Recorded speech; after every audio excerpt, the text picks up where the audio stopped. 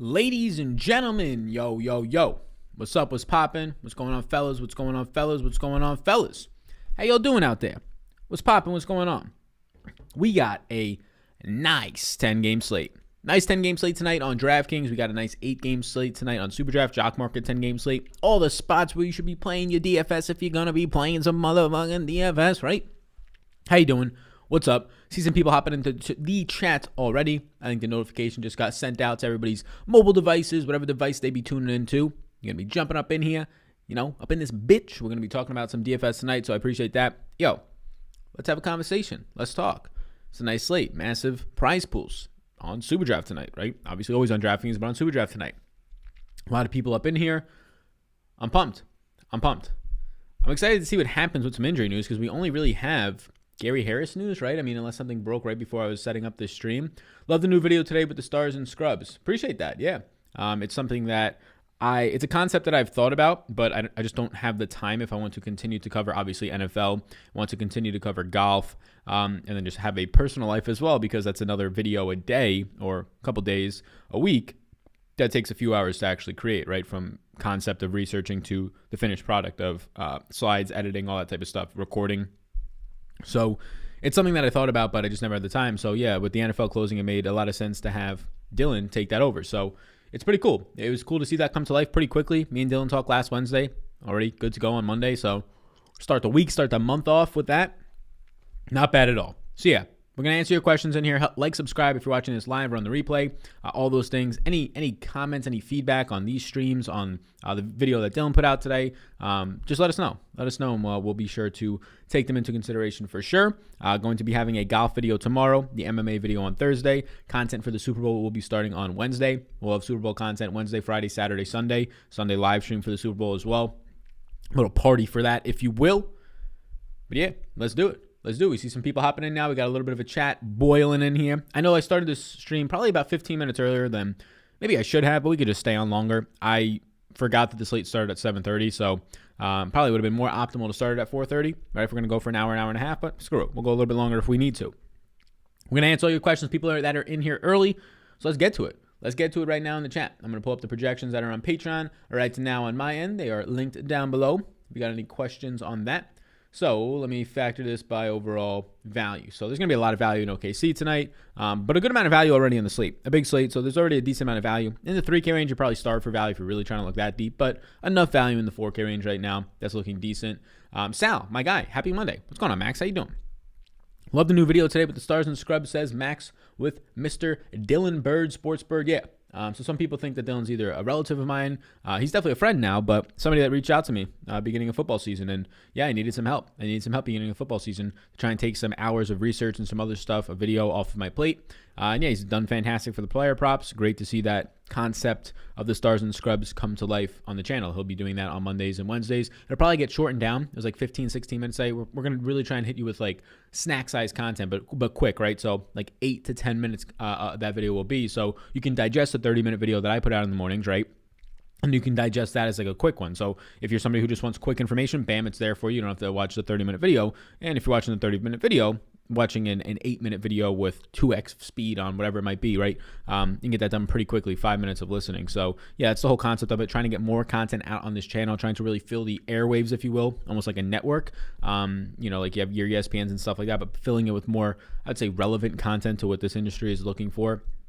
So still trying to look for people for betting shows, mainly in golf, just to try and see where my time makes the most sense. Right now it makes sense in these morning NBA shows. It makes sense on live streams, and it makes sense for me behind the scenes stuff, and then the golf. So golf video will be coming out tomorrow, probably around noon tomorrow, maybe a little bit earlier. We'll have the NBA video tomorrow morning, smaller slate. So I'll probably prep all of golf tonight, record it in the morning, maybe come out by about 10 tomorrow. But I appreciate that, man. Sal, the Sultan of Sweat, baby. Is that like a nickname for somebody else, or you just made that up for me? Sounds cool. The Sultan of Sweat. I don't know if that means I look like I'm sweating, or you're just saying like grinding. Either way, yeah. I used to sweat a lot in high school, and then everything changed when my like assistant principal was just like, yeah, I sweat a lot too. He's like, but the funny thing is you sweat when you're dehydrated. And that was when I was in like 11th grade, and I never knew that. And I was like, oh shit, for real? And I started drinking a shit ton of water. Actually started getting a little bit healthier. Lost like 30 pounds the one summer. Not just from drinking water, so just not just drinking water, but some other stuff factored into that. Doubled my money on Super Draft last night. How do you get away from the chalk on that slate? On that site, you said? Yeah, so the chalk on that site, it's hard because it's really difficult to have ownership for a site that hasn't been around for all that long. You can judge the sentiment based on projections and stuff like that, and if you like crunch your own lineups and you don't put any randomness in and things like that. But you get away from it really in the mid-range, right? Like on Super Draft tonight, there's going to be some top plays that stand out. You're probably going to want to play them. There's going to be some handful, 4 or 5 guys that are going to stand out. You really get away from the chalk in the mid-range. There's going to be a lot of guys, let's just say, like tonight, the range that's going to be interesting tonight on Super Draft is like 51 to 55 fantasy points. There's like a dozen guys in there. There's like 10 guys above that, but that range in there, some of the guys at the top will be average owned. The guys towards the bottom of that, like 51 projection, won't be owned at all. And that makes sense because the highest projected guy I have today is for 69 points, right? I have a bunch of guys over 60. I've got, I think, like 7 or 8 guys projected for over 60 Super Draft points tonight. So I think the way that you get away from it is really trying to, it depends on the slate. It's not always about a fantasy point projection. It depends on where the slate is that day. But like right now, I think you can get different in that like 51, 52, up to like 54 fantasy point projection range if you have access to projections. And ways to get different with that is just trying to take into account their ceiling, obviously randomness, but then also just understanding like some of the guys towards the top are just naturally going to pick up more ownership for people that don't use projections. Tony Snell, somebody says, what does that mean? You the best. What's going on, Gaming? How you doing? Is it okay to go more balanced today? Drummond is my most expensive player. I'm going to be trying to pay up, if I'm being honest with you. There's a lot of good balanced options, right? The 8K range is loaded. Drummond, like you said, you have SGA is on the slate. You have John Wall at $6,900. Looks really good, right? You have some other guys like LaMelo Ball might be seeing a pretty big bump today if there's no Terry Rozier. Lonzo in the 5K range looks like a pretty solid play. But I'm going to be trying to pay up at one of the spots because not only do you have like easy balanced builds, but you have value on the slate and you have all the studs, right? You have the 3 mega studs when it comes to DFS that can just get you a triple-double or get you 60-plus points like nothing, right? Giannis, Jokic, and Luka. And assuming that one of those guys goes for 60 to 65-plus today, there's a really good chance that they're going to be paying off for you. So I'm leaning to pay up. Giannis would be my pay up option. I think there's enough value right now, and I think we only get more value because it's been a pretty slow day. See, it's an oddly, here we go, right?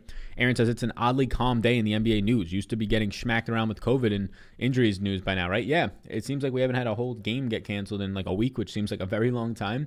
But yeah, it's a very slow day so far. It's also still 4:07. The game started a half hour later.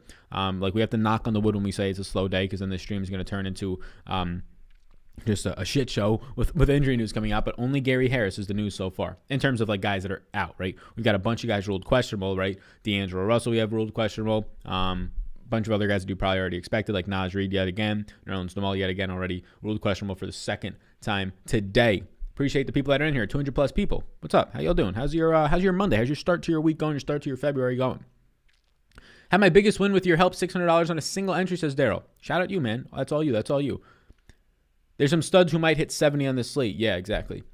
I can never confidently hit the smash button on Drummond with his non-guaranteed minutes. Your thoughts? Yeah, I mean, that's the tough part.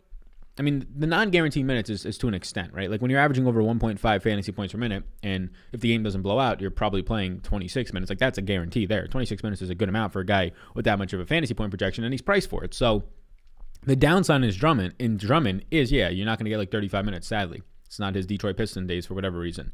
But the upside in that is he's priced like it, right? So the day that you do get 30 minutes out of Drummond, yeah, he's massively underpriced. Like if you told me Drummond was going to play 32 minutes today, he should be around a $10,000 player. He should basically be Joel Embiid's price point because that's the type of player he has been on a point per minute basis this year. Andre Drummond has been Joel Embiid this year. He just doesn't play that many minutes. He plays on average, like I would say, 6 minutes less than Embiid. So that's where the big difference comes in, right? When you're averaging that 1.5, that's an extra 9 fantasy points a game on average. So yeah, that's where the extra $1,000+ comes into his price. But I feel fine about Drummond. I don't know why there's a lot of hesitancy. That's not the word. It might be the word on Drummond, right? The price point's fine. I don't know if I guess so. For whoever asked that, Drew, I assume that you've just played him a couple times and it's really burnt. I just must be like the complete opposite way in terms of when he's done well. Like it's hard for him to crash and sail outside of a blowout.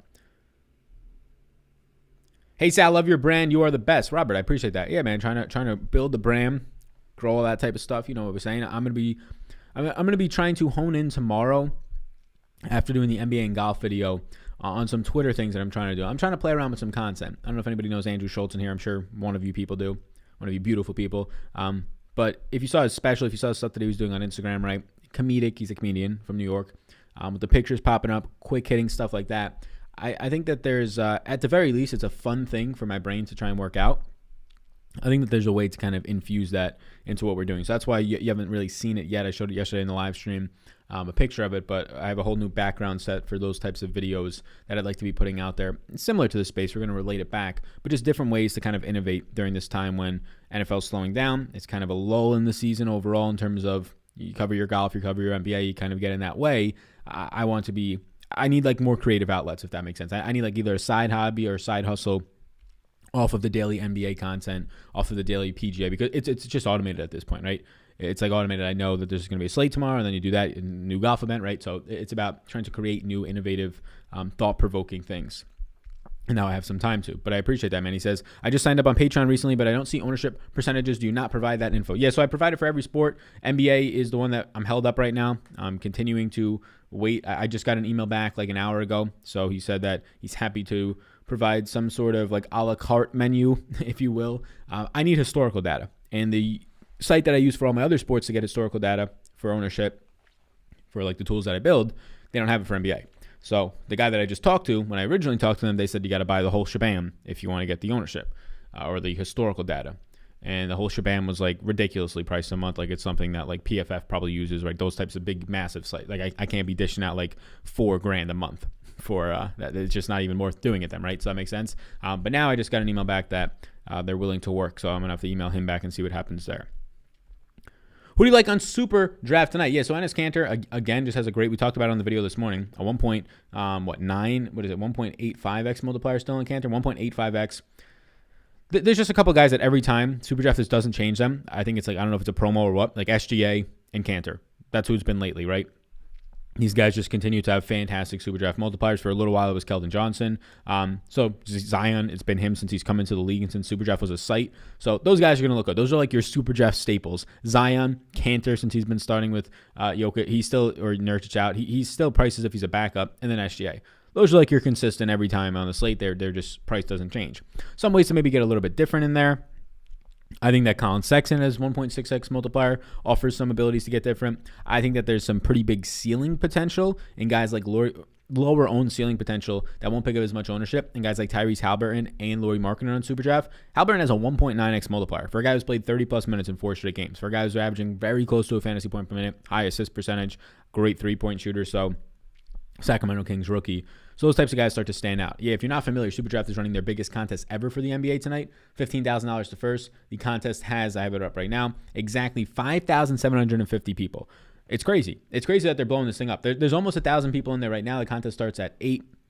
But it's crazy. If you're not already in there, get in there. This is history. $75,000 total prize pool. They also have another prize pool with $20,000. This site is growing by the day. It's fun. It's just honestly a lot of fun wearing the Super Draft polo right now. It's a lot of fun to see this happening for them. It's a good site. We've been partnering up with them, I think, officially since, I don't even know. I want to say maybe last February. So it's got to be coming up on a year now. I could probably go back in my emails, maybe last January. But yeah, it's been a ton of fun working with them. And this contest is massive tonight. And I don't think it's going to fill. The last 2 slates, it's filled at 81 and 83%. The last 2 days when it was a $10,000 to first contest with 3,800 people in it. Now they're adding almost an extra 2,000 people, an extra boatload of money, right? To first place alone, an extra $5K. So it's going to be interesting. I'm really going to be intrigued to see if the increased prize pool drives more traffic, or if it's just the same, or if only like 3,500 people join this contest tonight and we're sitting pretty with like a prize pool that's only, or a contest that's only 60% filled with a massive prize pool. So a lot of upside. Does Drummond's minutes make you nervous? I mean, have they made you nervous so far this season? Have you played Drummond? Like I said it, I think you can go back to like the 3rd game of the year. I said it. Drummond's minutes are not secure. I don't really like that. But then he started having a 40% rebounding rate and averaging like 16 rebounds a game, and it didn't matter as much. So, yeah, I mean, you saw yesterday he got the bigger minutes, 33 minutes, and he goes off for 60 points. But you have to basically think that you're going to get 27 or 28 minutes out of Drummond. If you project him for that, he still looks very, very good. So do they make me nervous? Yeah, like the first week of the season they did. And just now that we know, okay, you're probably getting 27 or 28. If he's on the court in a close game and they're pushing towards the end like last night, maybe you get those rare games where he goes for 32 plus, but you get in 27 or 28 minutes, and he's been absolutely fine with that this year, right? 28 minutes on the 27 scores 60 fantasy points. 28 minutes the day before that scores 48 fantasy points. 27 minutes scores 50 fantasy points, right? So you just got to understand that. Like, there was a stretch where he was playing in bigger games that were staying close. 41, 35, 41 minutes. I mean, we were getting 75 points out of Drummond. That big game against New York where he went for, what did he do in that game? 33 and 23. Just nuts. Just nuts. But good question, Justin. Sal, what do you think about the Dame if Giannis sits? What do you think about Dame if Giannis sits? Yeah, he becomes more appealing. Like, Dame and LeBron are going to be the studs today that don't pick up as much ownership. Luka too. Luka's been low owned this late because he hasn't been coming through. So you can assume that pay-up options today, yeah, Drummond's going to continue to be highly owned because he continues to come through for people. You can assume that you're going to be seeing Giannis picking up a lot of ownership, Jokic picking up a decent amount of ownership as well. So it's just going to be something to watch. But yeah, I mean, Lillard is just another pivot option. I'm personally not interested right now unless we see some other news about some of the guys. Let me pull this up right now. Sign up for the NBA Priority today. Let's do it. Or let's do this, Samuel says. Hey, let's do it, my man. Appreciate you coming in. Welcome to the jungle, boss man. Welcome to the jungle. Newer here. Check me out. Lonzo Melton, what's up, man? Saying his lineup in here. Yeah, Malik Monk's kind of right? I mean, Malik Monk, you're going to have to see Terry. You need Terry Rozier out. Otherwise, Malik Monk's not even in play. What's up, Sal? I didn't get the notification that you went live for some reason today. Yeah, that's weird. I figured that was happening. I don't know what's up with YouTube. I don't know if it's because we released another video today, right? Dylan did his video at noon. I don't know if they try not to give people too many notifications in a short amount of time. I hope that's not the case because right now we're at about 300 people. Normally we're at 400 or 500 people by this time. So I noticed that after about 5 minutes live, we usually have 100 people in here and we only have 30 or 40. So I was like, yeah, something's not working on it right now in here. So that's something that I'll have to monitor because Dylan's going to release a video on Wednesday as well. So we're going to have to watch that. We kind of made the agreement that we'll do it for a month and see what happens. But we got to watch what happens to that morning video. We have to watch what happens to these live streams. If they start to lose just traction because YouTube's not sending out notifications, well, that's definitely an issue. Hey, Sal, what color underwears are you rocking? My man, creepy right now. But no, I brought that upon myself. You can assume 90% of the time they're black. Sal, you like Dort or Richardson more tonight? Dort is grading out better for me right now. Stars and Scrubs is a great add to the channel. Thank you, man. Yeah. I'm hoping that all analytics-wise over these first 2 to 4 videos look good. I'm hoping that doesn't clog the channel, if you will. In terms of what YouTube does algorithm-wise. It'll probably just be as simple as me trying to change around some of the things like title, change around some of the things like tags, so it's not seeming like it's posting the same thing 2 or 3 times because it is, if I do a live stream that day, it is pretty similar, basketball-wise at least, in the same category. Drummond plays under 30 minutes tonight. Yeah, I've been projected for 28. Capella, yes, if AD is out. No, not for me. What value do you give if Giannis sits? I mean, the entire team, right? Drew Holiday and Chris Middleton look like fantastic plays. The upside starts to become in Brook Lopez, right? Bobby Portis. The whole entire team. Nah, bro, the Sultan of Sweat is personalized for you, as in the sweat. Oh, when you're in a hunt for a DK takedown, that end. Okay, so that side of sweat is what you're talking about for me. I like that. I think that's pretty cool. So Giannis is probable, by the way, for the people that are saying just in case Giannis was to sit today. Giannis is probable.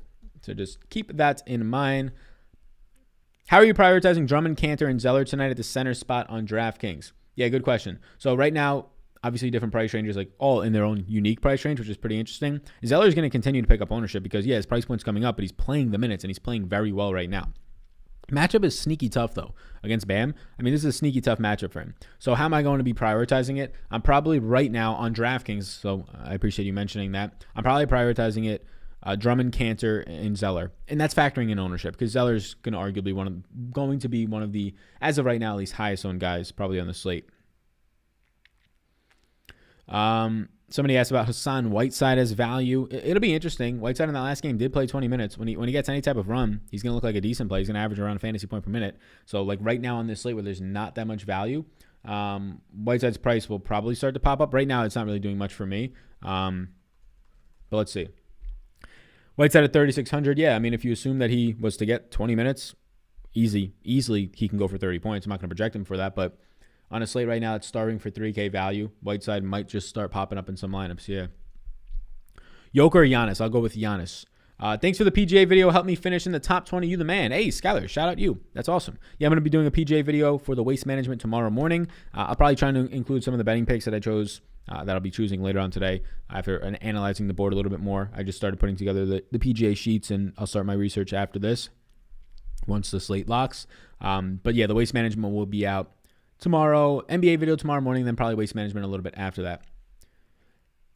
Do you want to take the same risks in small field GBP, less than 500 people versus a large field? No. Good question, Matthew. If it's less people, there's less risks you have to take. If 1% of the field is on this guy who's very low owned but goes off, well, in a 500-person contest, that's what? That's 5 people. So even then, they might not even cash if they don't get the rest of the lineup right. A guy gets hurt, right? Or they just have a guy put up a snowflake and stink in their lineup. But if it's a 50,000-person contest, it's a totally different story, right? You start multiplying that number by 1,000, and now you got 5,000 people with this 1% owned guy, and yeah, now you have to start taking risks. So that's the reason why I like small field events. You don't have to get, if you're playing in a field that's got, let's just say you find a contest that's got like 70, 80 people in it, right? It's like a $20 buy-in, $10, whatever it is, right? It's a couple $100 first, whatever it is. If there's like a 1% owned, even like a 3 or 4% owned guy that goes off, odds are like one person at most has him in that contest. So you can actually start to play pretty optimally, but not optimally to the point where it's just a straight up cash lineup. You actually know where to pivot in that 1 or 2 or 3 spots in your lineup, and you know where to, at least through experience and just understanding leverage and stuff like that, projections, where your better players are going to be in your lineup, where you should be eating higher ownership. That's where I like the game. Like if you're just playing in the lottery systems, you're playing one lineup a night, that's just not fun to me, right? Obviously there's going to be 5, 6, 7, 8 guys that randomly go off that nobody can project for. That's going to happen. And somebody's going to have a couple of them in their lineup just by guessing or having 150 lineups in their optimizer, right? And high randomness on. That's not fun to me. Like you're just shooting dead in those for the most part. But when there's only 100, 200, 300 people, yeah, now you can literally like think, okay, I'm like an auditorium with all these people in here. I can beat these motherfuckers, right? I can change 1 or 2 guys in my lineup. They can take those risky shots because it's not going to work out. It's not going to work out for them. Best shooting guard play today. The best shooting guard play today. For me, it's probably Haliburton. I mean, he's going to be giving you the double whammy there. Maybe not. Maybe not. He's going to be up there for me. Mr. Tyrese Haliburton. I probably take him over Dort today. I mean, the price point's $1,000 different, but they're both going to grade out pretty nicely. I believe Dort's shooting guard eligible. Yeah, Dort's shooting guard, small forward. I think that Haliburton's my favorite shooting guard play today. But there's a lot of options. You have Theo Maledon again, right? He's still relatively cheap. He's a shooting guard, point guard eligible, just $4,300. But I think Haliburton's my favorite. They're giving this kid big minutes now, and that's nice to see. Favorite play of the day, Mr. Sal. What's up, boss man? Yeah, so I always preference this. Whenever somebody asks me your favorite play of the day, I never have one. I mean, I could tell you it's like Giannis. That's not going to really help you, right? But I never really have one because it's so much about, I don't play cash, so maybe that would help you if I gave you like 2 or 3 guys I really like in cash. But it's so much about your total lineup ownership. It's so much about how many people are in your contest to kind of understand how much leverage you should put in that one lineup. So it's really about an entire lineup for me, as like cop out of an answer as that sounds. So like I have favorite plays. I have like a player pool of like, okay, I like these 20 guys a lot today, depending on the injury news and all this other stuff. How do I filter that down to like my main single entry and 3 max lineup? And I play 150 maxes too, right? I'll be playing those not in the big lottery, but I'll be playing those in some of the $3, the $1, sometimes the 50 cents if I care to like play it. And those I just run and I create groups and I try and strategize that way, and that's just more so fun. And as long as it's not burning as long as it's not a leak in my bankroll ship, if you will, then I'll continue to play them. And they've been fun and they've been profitable. But I really like the small field single entry and 3 max. So having a favorite play in there, it's tough. Again, I like Haliburton. I continue to think that Haliburton has been going under-owned. I don't know if it's because he plays in the later slates. I don't know if it's because he keeps coming off the bench. I think he'll start to pick up ownership now, but the price point's still too cheap. But yeah, I mean, I like Giannis. I like Drummond yet again. John Wall is really hard to ignore because he played almost 16 minutes in the first half of the last game, and I don't think many people will project him for 32 to 34 minutes today. So, like, those are some of the guys that I start to like. We got to see what happens with both the Ball brothers looks good, but we got to see what happens with Terry Rozier to see if it looks even better for him. LeBron and AD both projected for super low ownership. Taking any shots, I think it's appropriate. AD's price point bounced back up basically $1,000 like it should, but now he's priced for where he'll normally be. His big games now are 50 points when LeBron's out there, right? Obviously, he can hit those 70 points, but like the frequent big games that come a little bit more frequently, he's priced for them. LeBron, same exact thing. So if I was to pivot to a lower owned stud, like if you're looking at those guys at AD's range and above, if I was to have to pivot to a lower owned stud, it'd probably be Luka, right? Like Lillard, Luka, all those guys are going to be low owned today. A lot of people are building somewhat balanced. Like you're going to be having today Giannis pick up ownership. You're probably going to be seeing Jokic pick up double-digit ownership. But for right now, people are building balance. I think there's enough value on the slate. I personally think there's enough value on the slate, but I don't think a lot of other people are seeing it that way because I value a lot of guys like Halliburton and some of these other players so far today. But yeah, I would pivot to, if you're going for a low-owned stud today, I'd pivot to Luka. Get a little bit of flexibility in the lineup there too, as opposed to like just a center like a Jokic. My man Sal, what are the odds offering 3x hoodies so I can put some Dollarooskies in the pocket? Yeah, I mean, I would, as if they're available. When I put up the store, I don't think Teespring had them available, but I'll see it. It takes no extra time off my hands. I literally think that, yeah, so he's talking about the merch store down below if you want to check it out, but I could look into it, but I'm pretty sure that I can't like control the sizes that they offer. It's like a drop shipping site. So I'll look into it though after this. I'll kind of they have like a little chat box I can email them. What's going on, Dominic? How you doing? Gene Carlo. I got some Italian names up in here. What's up? Snowing here in Philly. Just a great start to the February. Nice. Keep up the fire content. Thanks, Seth. Appreciate that. Why did Jeremy Grant's multiplier go up? Why did it go up? Jeremy Grant's multiplier has kind of always been up there, so I don't know if it like came down for like a day or two, and that's like the days that you're referencing. But I was about to say earlier today or earlier on the stream when I said like the guys that are always high up there in their multipliers. And also, Jeremy Grant hasn't been performing that well as of late, so that's part of it as well. Hasn't been getting as consistently big minutes and performing like the $8,200 player he just was the other day. So that's part of it too. But yeah, like Jeremy Grant, there's like a week there when he was like the new SGA, right? They kept giving him this massive multiplier, and he was cashing in on it. Whereas DraftKings kind of always had him appropriately priced right around 8K. Hey, people, smack that like button. Show Sal some love. I appreciate that, Brian. Thank you. Yeah, smack it around. Hey, Sal, just got off of work. I had a nice win on Saturday. Thanks for going live on the weekend. $5 single entry won $100. Let's talk basketball. Hey, Devin, 20x. I like that. Yeah, we did a Saturday and Sunday morning show, morning show, just like pre-recorded, but then we did also the live stream it was Sunday, like at 5 p.m. I think. I'm considering maybe doing some more live streams in the morning. Like the pre-recorded content is nice for me because I get to edit it. I can like look at my other screens and not worry about like not being like silent on the mic. But I would have to probably get another like co-host or something like that. But maybe we can dive into something like that. I think that could be pretty appealing. I want to be collabing a little bit more with some other peeps so we can see about that.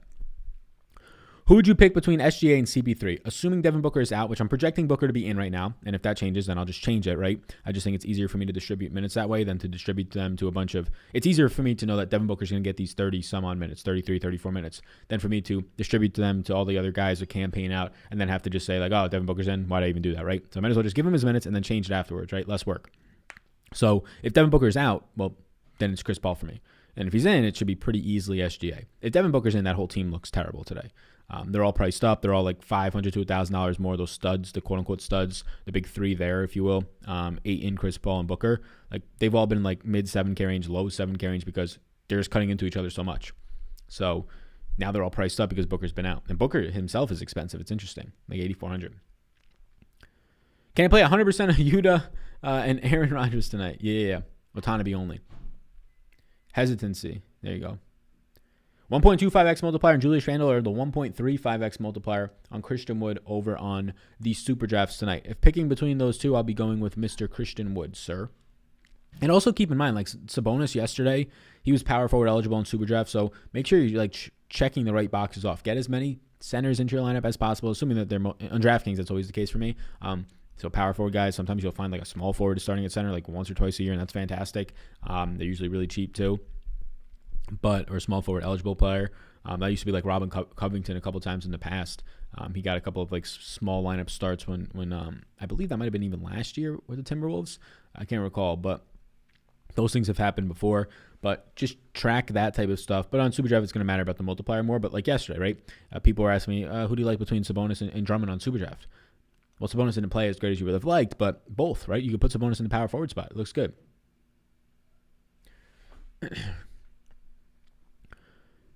Alrighty. Do you have any mods in here? I'm going to make some people mods if they want to do that. Add a moderator. There we go. What's up, Sal? What's going on, man? Hey, Sal, hope your day is going great. Not a question for the slate, but I just wanted to know when you are creating content for the Super Bowl. This will be my first Super Bowl with your content. Hey, I like that. What's going on, Gabriel? Wednesday. So Wednesday we'll have the initial video of like projection rankings and stuff like that up by either tomorrow on Patreon or Wednesday.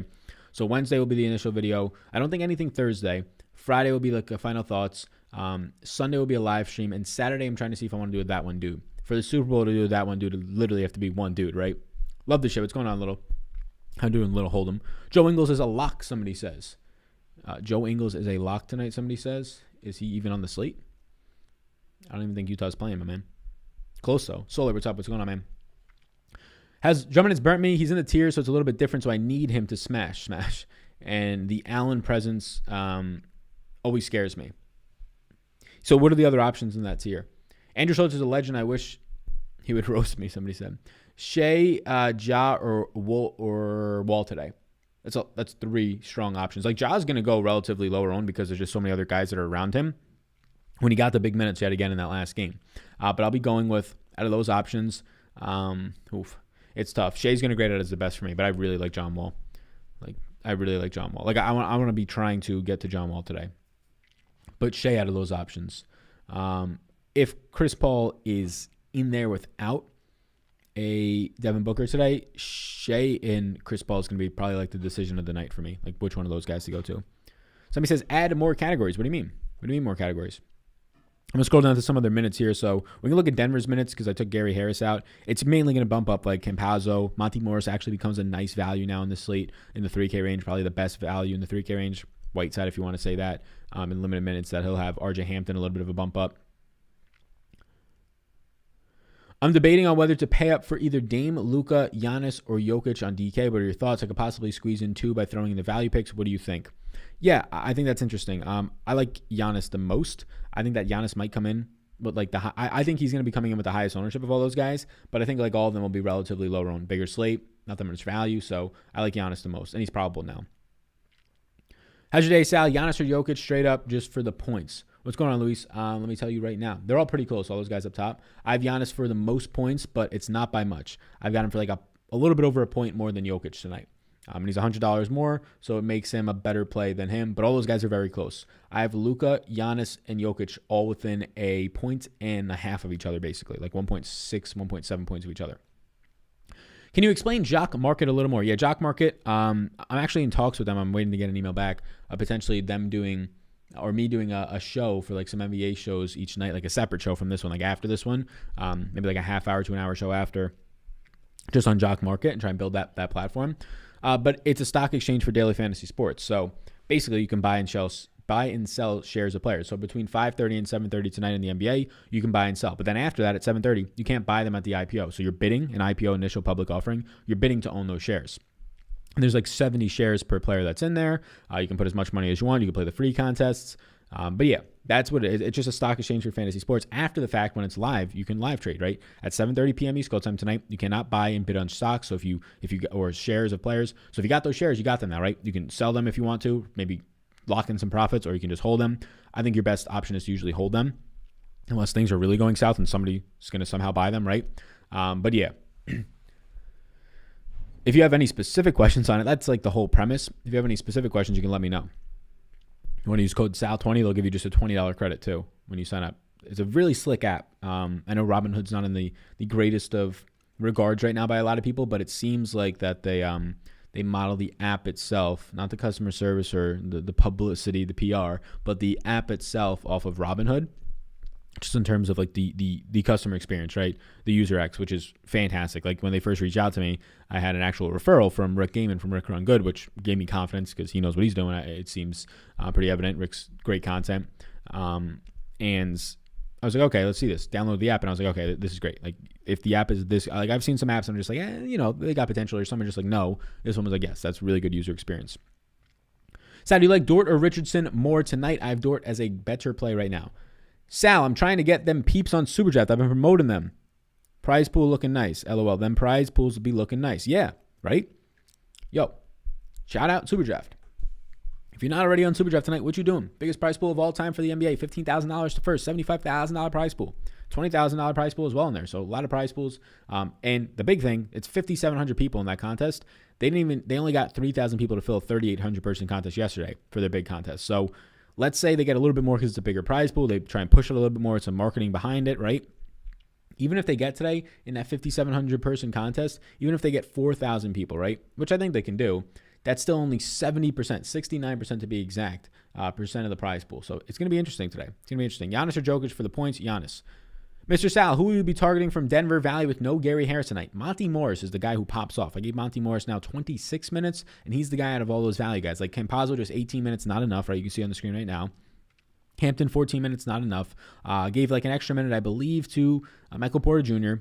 Doesn't do too much for him, but his price point's dropping to 6,500. Definitely in play, at least, or at least considering to put him in play. And then Monty Morris, he would be the guy. So that's your answer right there. Barton or Michael Porter Jr. for a cheap small forward today. What's going on, A+? How you doing? Let's look at these two guys. I think the answer is going to be Barton for me. So Barton, I have the minutes are on the screen right now. You can see them both at 28 between him and Michael Porter. But the price point is going to be the big difference here. Michael Porter will be projected for more. He's a much better fantasy point per minute producer. Barton 0.9 on the year, or at least for my projection tonight. Porter 1.19. I have Barton for 24.8 points. Let's see where he ranks out overall tonight. That'll be easier. So tonight I've got Mr. William Barton projected as my 32nd overall play, and I've got Porter Jr. projected as my 57. So Barton will be my answer there. Who's your top three in the 4 to the 6K range? Yo, how y'all doing? How's everybody's night going? That question just got that question got bumped. So Superjazz isn't giving me a cap. Why is this? Isn't giving me a cap? What does that mean? What do you mean it's not giving you a cap? Somebody said Ben Wallace. What's that about? Lance out tonight and Drummond now questionable. Uh-oh. I'll update that stuff on Patreon after this. Larry Nance is out. Sal's freeballing it today. I'm pretty sure of it. Somebody says, no, we got the under. On there. What the hell are people talking about in here? That's what we doing in here. That's what we be doing. Any love for Barnes tonight? Yeah, he's a value play. Who is your top three in the 4 to 6K range? So, yes, we're getting news now. So, some news coming out. Aaron Gordon expected to miss 4 to 6 weeks. Larry Nance is out. Drummond is now questionable. Interesting stuff going on. Will we see the big Jared Allen show tonight? We shall see. How do I load your projections to Fantasy Cruncher? You go into Fantasy Cruncher, you hit the Add Data button, and then you copy the names and the projections, which are right next to each other to give you convenience in columns N and O on the projection sheet. Is Terry Rozier playing? He is questionable right now. Grant at 1.65x or Randall at 1.25x. So to answer your question between three guys in the 4 to 6K range, just based on my projections right now, it's going to be Dort, Halliburton, and Lonzo Ball. Just based on straight up right off the projections. Between Grant and Randall on Superdraft tonight, if I was to be picking one of those guys, I would be picking Mr. Jeremy Grant. I like that multiplier. Drummond just got the Q tag. Yes. Larry Nance out. More love for Allen. Yes. What's going on, Lucas? How you doing? Speaking a bink into existence didn't work. Staying positive and going to keep it going until I get this money. I like that. Playing Dort at shooting guard or small forward on DK. No preference. It just depends on what else you got, right? If you're playing and you like Halliburton, you want to put him in the shooting guard spot, and then Dort in your small forward, do that, right? It just depends on what else you got. Are you paying up for small forwards? And you can put a small forward like whoever your pay up small forwards are. LeBron still pay up small forward, right? So if you're paying up today and you want to be paying all the way up at the top, you want to play LeBron up there. You want to play Middleton if Giannis was to somehow miss after this, right? You want to play Ingram, who's been playing better as of late. DeRozan at a cheap price point. It depends on what the rest of your lineup's looking like. What two guys are worth paying up for tonight? So I guess it depends on what paying up. Giannis is one of them for me. What's like the range for you, right? So like what's the range for your paying up? Is it 9K and above? Is that considered paying up today? If it's 9K and above, the two guys that I'd probably like to get to the most are Giannis and Luka. What's going on, Evan? I think Morris from Denver is a solid play. Jokic just eats so much usage, not a ton to go around for everybody. Yeah, I think he's a solid play now, mainly because of the minutes and just the cheap price point. So yeah. No Gary Harris, I think, increases just what you're going to be getting out of Mr. Monty Morris. But yeah, Jokic eats everything, right? You saw that yesterday. Like, nobody else got there at all, but Jokic is dropping 70, just taking away every single thing that's going to happen. Now, Gary Harris isn't a high fantasy point per minute producer. He's averaging just 0.6 fantasy points per minute, just 14% usage rate. So you're not going to get, like, more usage out of a Monty Morris. You're just going to get more minutes, right? Usage meaning the actual, like, statistic usage rate. So Monty Morris with no Gary Harris this year leads the team, so that's good. He's directly benefiting the most from no Gary Harris. 336 minutes with no Gary Harris, 0.81 fantasy points per minute, and an 18% usage rate. So yeah, I got him for 26 minutes. It's going to make him look like a quality play. Are Connaughton minutes for real? I don't think so, no. Connaughton's minutes are not for real. I gave Mr. Connaughton 18 minutes tonight. Drummond has a late questionable tag. Would you try to get Allen in if he sits or look elsewhere? Yeah, Jared Allen is going to look like a really good play. I mean, Jared Allen's got this weird thing where he came over kind of expensive, and DraftKings really never lowered Jared Allen's price point. And then he started playing decent minutes, right? He started playing 29, 26 minutes in these games and actually producing in some of them. So they never lowered his price tag. But in a lot of these games, he's just playing like a 20-minute role at best. So, yeah, I think that Jared Allen is definitely strongly in play if there's no Drummond. Assuming that it's not like JaVale McGee night, right? Assuming that he's actually starting and Jared Allen's the starter and that they don't just like roll into JaVale McGee. Because Larry Nance is now out. There's obviously no Kevin Love. And if Drummond's out, their depth is then Allen and McGee. And I would assume trading for Allen that he's going to be starting. Reddish or Gallinari, good plays tonight, or do you just side with paying up for Trae Young from Atlanta? So Trae Young is my favorite play from Atlanta. We can pull up Atlanta's minutes. They're not on the Superdraft slate, so that's why there's this black bar right here. But the answer for me between Reddish and Gallo is Reddish. No Hunter, more secure, 30-plus minutes for Reddish. I have him at 33 tonight. But you can't play Gallo. He's still in this minutes limit. Unless you get news that the minutes limit is dropped and he's going to play 30 minutes, then you can play Gallo. But Gallo at $5,000, he's going to play. There's a chance he plays half the minutes as Reddish tonight. How would you start off a small field GPP? A small field GPP, I would build it as if you're building an optimal lineup, whatever that means to you. If it means a cash lineup, if it means a cash lineup with like a ceiling twist, and then look at your lineup and say, okay, how many people in it? Is it 100 people? You need to get different in 1 to 2 spots. Is it 500 people? You need to get different in 2 to 3 spots. Is it 1,000 plus? Well, now it's not really that small of a field, right? Relative to a 50,000 it is, but it's not the smallest of fields. So I would build the optimal lineup, and then I would look at your lineup and say, which guys do not give a shit about their ownership tonight? I'm playing them. And then which guys I'm like, okay, I need to pivot in this 1 to 2 spots. Somebody help me with Denver versus Detroit showdown.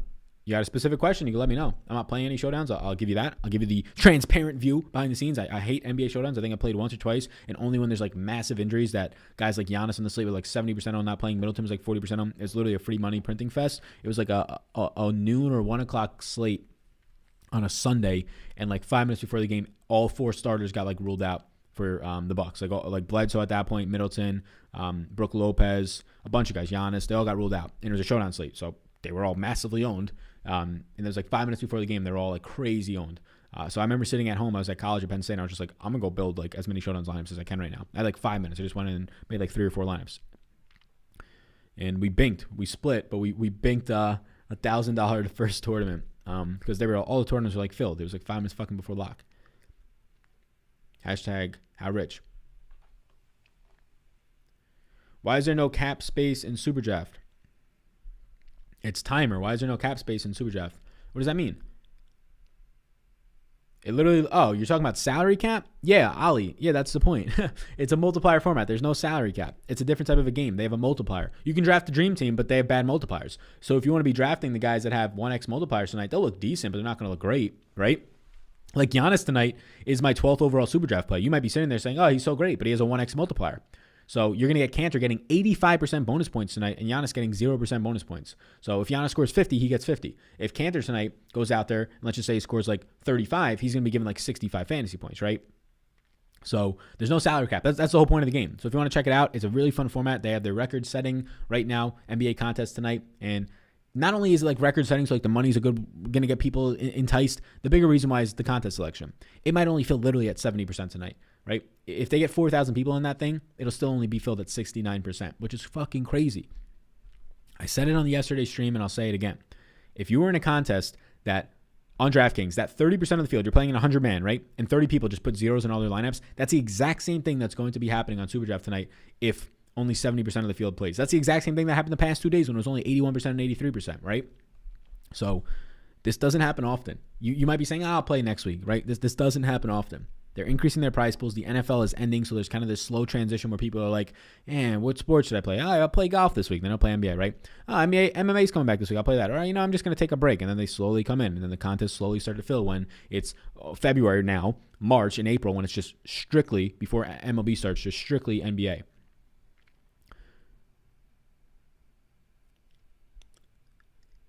Superdraft is a multiplier format. Corrector mundo, it is. I'm going to be checking just to see if there's any other news. So it's for the people that are asking about the Larry Nance out and the Drummond questionable tag. I'm not going to update anything for Drummond yet. We'll have to see what the official news is. Larry Nance being out is going to be impactful, but we've kind of seen that the last couple of slates, how that plays out. We kind of understand. Chetty Osman will move down for a decent amount. We'll change that.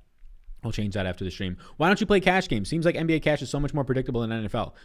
Yeah, and it's so much more difficult because of that. When every single person knows the 6 or 5 guys that you should be playing in cash, and you're playing every single person for a 1v1, that's not fun to me, right?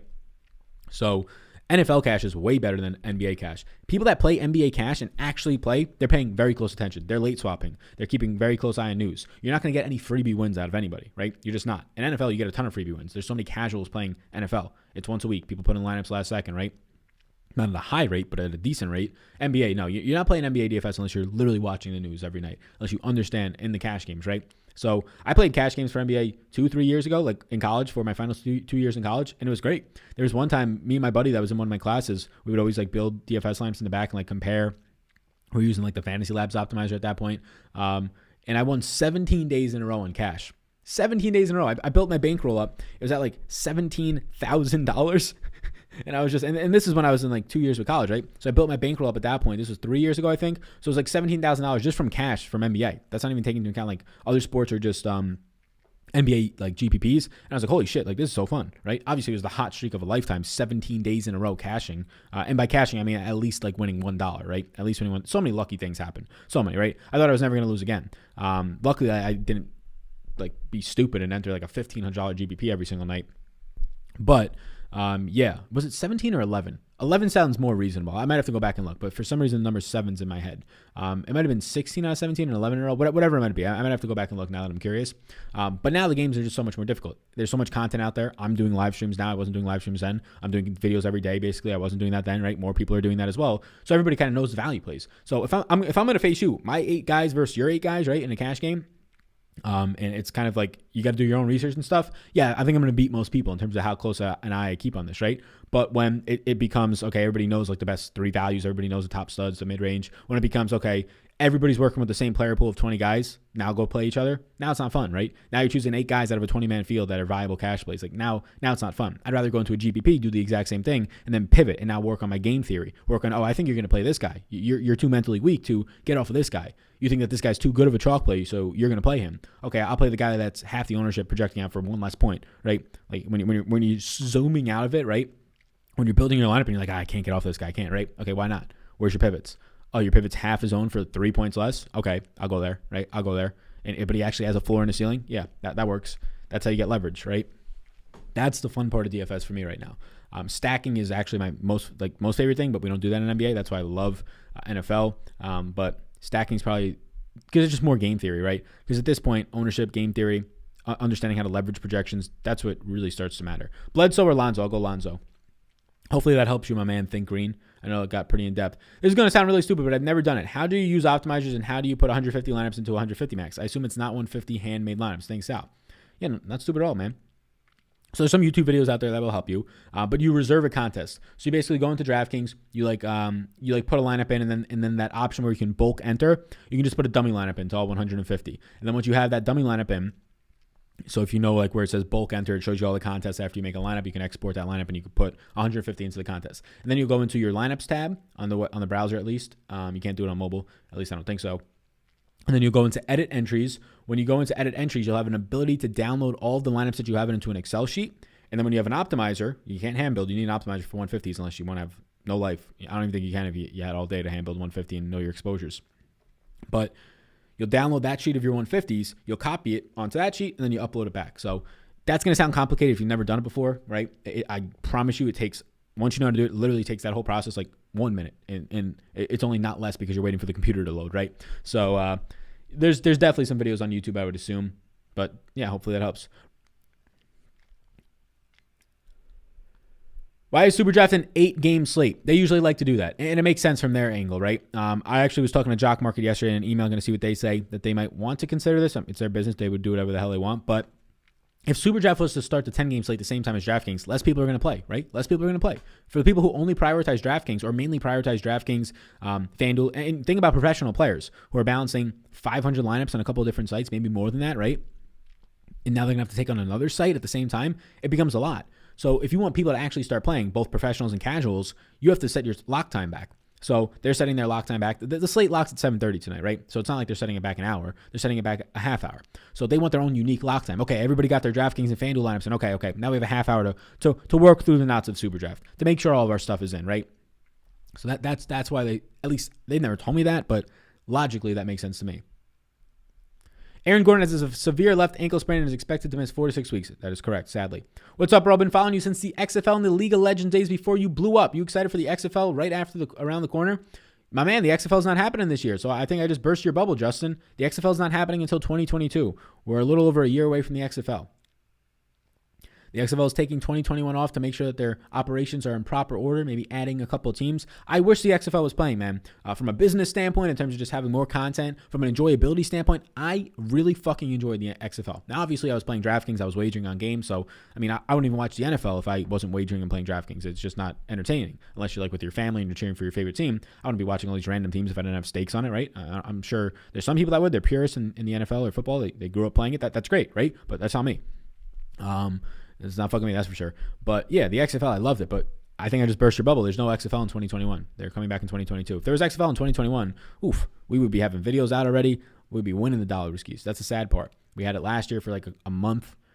Now we're not going to have it this year. It was a tease. But The Rock's in charge of it. They got some really good people in charge. And I think it's actually a good thing that they're not doing it. That just shows you like, okay, they can do it this year and lock in some small-term profits, but have an increased chance of failing. The Rock said, no, we ain't doing that shit, right? Mid-priced guards, Morant or Wall, one of the San Antonio guards today. So the mid-price guards for me on DraftKings, I'm going to assume is where we're going with that one. I'll go with John Wall. I'll go with John Wall over all the other options that you gave. How's your center interest looking today? Seems a lot of condensed to a few guys on this slate. Yeah, it'll be interesting to see what happens. Cody Zeller pick up ownership. Drummond will pick up ownership. So the ownership's going to go there. I think Al Horford's decent. I didn't like him as much earlier, but then I did my final projections. Al Horford started to become appealing. So that's an interesting option to go to. I think that Al Horford will, I mean, at his price point right now, how he's been performing lately, I think he'll pick up ownership like maybe 10%, right? So I like Zeller and I like Drummond. I prefer Drummond over Zeller, like even factoring in the price there. But I think that Al Horford's a pretty quality play. I think that if Adams plays, he's a quality play, but I think Horford just has a higher ceiling. Sal Nance is out and Drummond is questionable. Jared Allen a smash night. Yeah, I'm gonna update the projections. So I'll update the projections right after the stream, just so I can actually like answer questions when I have. That's why I don't really do like the live like right up until the games start, because it can start to become a little bit messy when it's just a one-man show. I do the production, I do the answering of questions, right? So trying to update that, I want to make sure that I'm present for everything. I appreciate the 550 of you that are in here right now. Been rocking with me for an hour or so. Hit the like and subscribe again. You want to use the code SAL, my name SAL. You get a free money bonus up to $500 in a slow drip format on Super Draft. Massive contest tonight. The contest selection, it is by far the best contest. It's as simple as that. If 30% of the pool puts all zeros in their lineup, which is going to happen if the contest doesn't fill tonight, how do you play anywhere else, right? How do you not start your money there?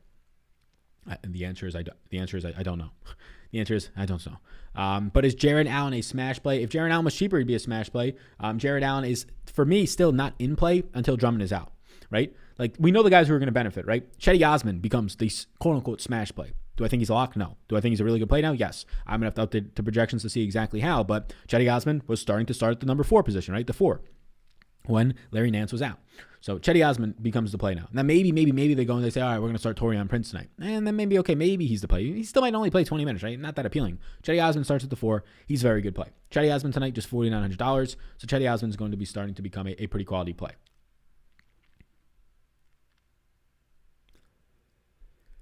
Okay, I get the multiplier. Nice. Happy to help. Sal, can you mod me if you need? I'm in here daily. There we go. I'm going to add you right now, boss man. There you go, my man, Josh. I see the name. Yo, Sal, what's going on, Ali? How you doing? Found you this past weekend. Just started DFS. Excited to hear your takes. Gabriel, what's up? Yeah, how many people found me this past weekend? It was the first time I did NBA content over the weekend this year. Obviously, NFL has been taking priority. Traveling, some things happened in my personal life. Losing my grandmother, so having to go back-to-back weekends. The first weekend for the immediate, obvious shock, relative shock. And then the next weekend, just because I found out that a lot of my fam was feeling a little bit bummed, so I wanted to go home. Help a newbie out. Ollie, what's your question, my man? I'll help you out for sure. Micro or Josh? Thank you. What's your question, Ollie? I'll answer it. I'm just wondering how you draft if all your players are stars. You draft based on the multiplier. So there's projections. We have projections down below on Patreon if you want to check them out. Up to you. But we have projections, so that'll help you. But you draft based on the multiplier. If a guy's a 1x multiplier, he could be a decent play. You don't want to play all the studs, though. So that number, that multiplier number, that's how much extra points they get. You multiply it by that. So if it's Giannis tonight, he has a 1x. So if he scores 50 points, you multiply it by 1x, you get 50 points, right? But if it's somebody like a Cantor, he has a 1.85x. So what does that mean? If he scores 50 points, okay, he's probably not going to score that much, but let's say he scores 30, you multiply it by 1.85x. Now he's going to start to get like 60 points tonight, right? That's where the power comes in. Hopefully that helps. Sal, I'll be a mod, I'm an OG. We're going to make a lot of people mods. We might as well have more mods, right? So basically, don't if you're a mod, don't block people unless they're just being assholes. There's bots that come in here sometimes, right? They say like the same shit over and over. Just, kick those people out. If anybody's just being anything at all, right? Hypocritical, well, not hypocritical, but I mean, that's not good either. But stereotypical, those type of things, just don't even do the timeout, just block them. But if somebody's actually engaging in an actual debate back and forth and it's reasonable, respectful, keep them in, of course, right? Super draft, no salary cap, correct. Drummond just got switched to questionable. Larry Nance is out, right? I'm going to get up to the most recent questions now. So if anybody's been asking questions, any thoughts on quickly on DraftKings? I think he's overpriced tonight because the minutes aren't secure. So if you think you get 28 to 30 minutes out of quickly, great play at 5,300, right? Great play. But I can't give him that. I gave quickly, I think I gave him 26 minutes tonight. Let's see. New York, I gave quickly 23 minutes. So I can't get there. You might be saying, why are you giving him 23 minutes? He's playing very good off the bench. So if he continues to play very good off the bench, you're going to keep him in for a couple more minutes a game. But him playing out of his mind off the bench is literally just getting him 26 or 27 minutes, right? That's it. Him playing as good as he possibly can off the bench, he's like maxing out at like maybe 28 minutes. So what happens when he has a decent game? He's going to play 25 minutes. What happens when he has a meh game? He's going to play 22, 23 minutes off the bench, right? So that's the issue with quickly. He has to have a ceiling game. So the upside in playing quickly is, it's going to be boom or bust, right? You know that he's probably not going to get in there and play 26 minutes and just be so-so, right? To stay on the court for him right now, unless he starts starting over Peyton, which maybe they don't want to do, that's what you got to do. Sorry to hear about the passing of your grandmother's child. Prayers to you and your family. I appreciate that, ma'am. I'm not sure at this point if I've fully taken it all the way in. I got some of those Chinese lanterns in the living room. They're in the package still, but I want to kind of light them off one of these days. It's just been so fucking cold out, raining. It's been brutal. It's not good days to do it. I want to do it on a nice day. But yeah, I'm not sure if I fully processed it yet because there was really no closure on it, right? They want to do a ceremony for her in Brooklyn where she was born and raised really and lived for the far majority of her life. So there's really never closure yet because of COVID and stuff. We're a big Italian family, so we want to have as many people there as we can. We don't want to just do 6 or 7 people or 8 people. It just wouldn't be the right way to respect her. So the only option because of COVID still is to wait. You can't be having those large gatherings in Brooklyn. You excited for some UFC this weekend? Overeem is not getting out of the second round. Oof. Yeah, I am excited. I'll be honest with you. I have not put any looks into it. I know that the fight is Overeem. I've seen some of the fights on the card. I'll be doing projections probably tomorrow for that.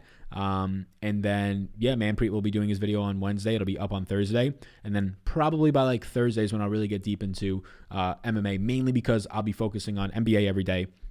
The Super Bowl this week, which last week of NFL, sadly, but also just more time on my hands. And then PGA will be the big one, right? Once the PGA events start, Wednesday night, Thursday morning, once that's over with, then I'll go full on into MMA. So I'll watch Manpreet's video. I'll do some of my own, a little bit of research, tuning into some stuff. Obviously, my own projections and ownership is on Patreon, all that type of stuff. Don't disrespect Sal by comparing him to Ben Shapiro. Yeah, I mean, he's my cousin, so it's a pretty good comparison.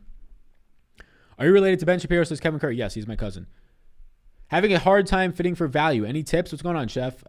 Having a hard time fitting in forward value, you're saying. Okay, so I thought you said value in general. So forward value tonight. So Halliburton's not going to be a forward. Small forward, though, Lou Dort will be a forward for you. You just got a lot of forward value because if you haven't seen yet, it was pretty recent, so if you haven't, that's fine. Chetty Osman is likely, we don't have the starting lineup yet, but likely going to start because Larry Nance has been ruled out. That's a forward that looks pretty good for you now.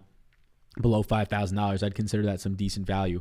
But outside of that, you're correct. It's a lot of guard value tonight, or maybe some cheaper mid-range centers like a Cody Zeller, really cheap if you wanted to punt all the way down to a Hassan Whiteside. So yeah, forward value, that's definitely a thing. There's not much, but you just got Chetty Osman and you've had Lou Dort. So that's where a couple of the forward values comes in. And then if you want to go in somewhat of the mid-range, there's some other value options in there. Rudy Gay is always just a meh options on these types of slates, right? He's down there. You're going to have guys I don't know if Dylan Brooks is still forward eligible, but he's just kind of he's kind of there too, right?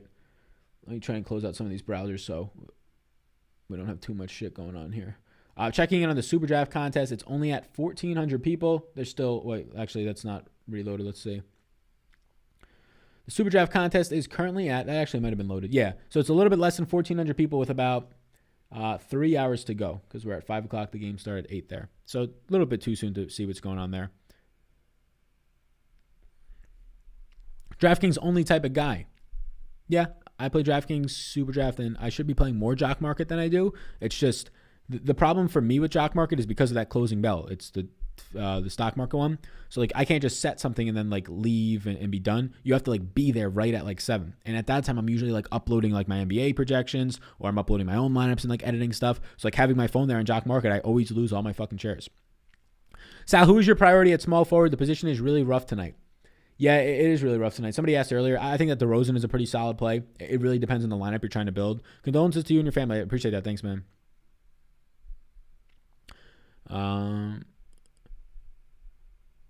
Who's your favorite point guard? Are you rostering Chris? So let me answer the small forward one. Am I rostering Chris Paul? If there's no Devin Booker, I like Chris Paul. If Devin Booker is going to be playing, I like Tyrese Halliburton. He fits into the point guard spot. I like Lonzo. I like SGA a lot. SGA definitely has a ceiling on him as well. And I like John Wall. Those are the point guards that really stand out to me today. Chris Paul will if there's no Devin Booker. But small forwards, I can just go down the list, like guys that kind of pop out to me based on my projections. DeRozan's going to pop out to me. I'm not really buying the Buddy Hield hype right now. And then you just have a dead range, right? Like right after DeRozan, you have RJ Barrett. He's just priced up in my opinion. You get all the way down. Miles Bridges, no real interest. Kyle Anderson, not really. Jay Crowder, especially if Devin Booker comes back, not really, right? So there's this dead range. Dylan Brooks at $5,700 is definitely in play, but it's a very hollow range. You just kind of have to just start to punt all the way down to the point where you got nobody here. Gary Harris is out. Baisley is probably a guy that pops up, but then Lou Dort. So if we're talking about small forwards, Lou Dort's going to be probably your best option tonight. The problem with that is that he's probably going to be one of the highest owned players. So if Lou Dort comes in at like 30, 35% owned tonight, I'm just building a different lineup, right? I'm just putting in my small forward spot instead, like DeMar DeRozan or a Dylan Brooks, and just going with a totally different lineup. Or the pivot off of Lou Dort tonight, he's not as cheap, but Will Barton at $4,800 would be a pivot off of him. You'll also have right now Cedi Osman just opened up, which Cedi Osman's ownership is probably going to spike up now and reduce some of that Lou Dort stuff, but I would prefer Osman to Lou Dort now. So those are some options for you. But small forward, Osman's going to look really good. Will Barton has a pivot off of Lou Dort. Lou Dort, if you have unique lineup somewhere else, if you have a lower owned guy somewhere else, Lou Dort's also fine, but Osman probably looks like the guy right now if you're going to be paying down. Who's your favorite point guard? So we answered those ones. Yep. Need some help with the mid-tier and value forwards, please. Yeah, man. So hopefully that helps you with the value forwards, just answering that one. I saw you probably answered that a little bit earlier. Mod Squad, respect my authority, says Evan. I like that. That's funny. Drummond or Jokic on Super Draft tonight? On Super Draft tonight, praise for your grandma. Appreciate that, man. Thank you.